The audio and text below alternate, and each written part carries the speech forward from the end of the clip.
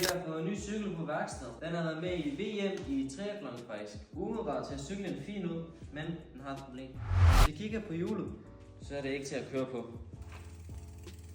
Vi starter med at tage det højeste gear, og så tager vi dækket af. For at tage kassetter af har man brug for 3 værktøjer. En aftrækker, svensknøgle og en tandkranksnøgle. Men man ikke lader den rundt om, så sætter man aftrækkeren i, og så bruger man svensknøglen til at få skruet ud. Så hører vi kassetter af. Der findes 2 forskellige slags skivebremser. En af dem er, hvor man skal skrue 6 bolde ud, og den anden er sensorlock. Det er det vi har her, så har man brug for sådan et her værktøj. Så tager man bare sådan nøgle frem og skruer det af.